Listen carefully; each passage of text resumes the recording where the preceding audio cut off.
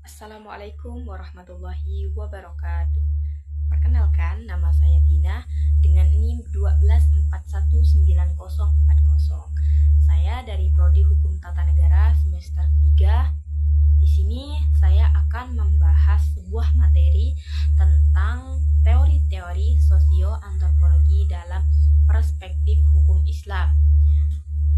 Nah, video ini saya buat untuk memenuhi tugas ujian akhir semester di mata kuliah Sosioantropologi Hukum Islam yang diampuh oleh Ibu Husnul Nahdia MH.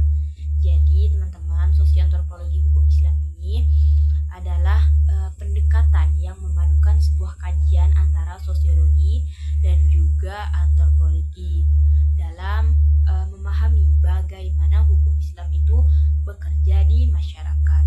Nah, teori sosiologi hukum Islam ini mempelajari hubungan timbal balik antara hukum dengan gejala-gejala sosial lainnya seperti teori fungsionalisme.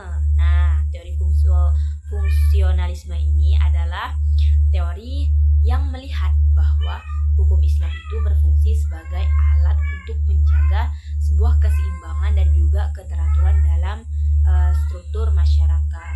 Nah, kemudian ada teori efektivitas hukum. Nah, teori ini tuh menitik beratkan pada sejauh mana sebuah norma hukum Islam itu benar-benar diimplementasikan dan juga ditaati oleh anggota masyarakat dalam kehidupan nyata dan kehidupan sehari-hari.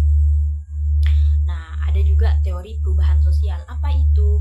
Teori itu tuh menjelaskan bahwa hukum Islam itu dapat menjadi sebuah agen perubahan atau sebaliknya. Nah, hukum Islam ini mengalami penyesuaian karena adanya perubahan struktur sosial di masyarakat. Nah, teori antropologi hukum Islam itu adalah teori ini tuh lebih menekankan pada sebuah aspek budaya, perilaku, dan juga bagaimana hukum itu dimaknai oleh individu dalam suatu komunitas.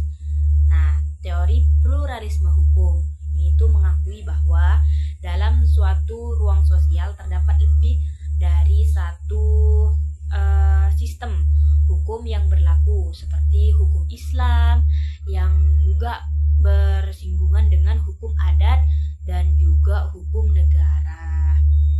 Nah, teori etnografi hukum ini tuh pendekatannya yang berupaya mendeskripsikan bagaimana sebuah praktik hukum Islam itu dijalankan berdasarkan tradisi lokal atau living law.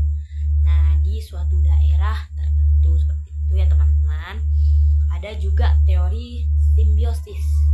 Nah, teori ini melihat adanya pertautan atau peleburan nilai antara norma agama dengan nilai-nilai budaya lokal sehingga membentuk sebuah identitas baru.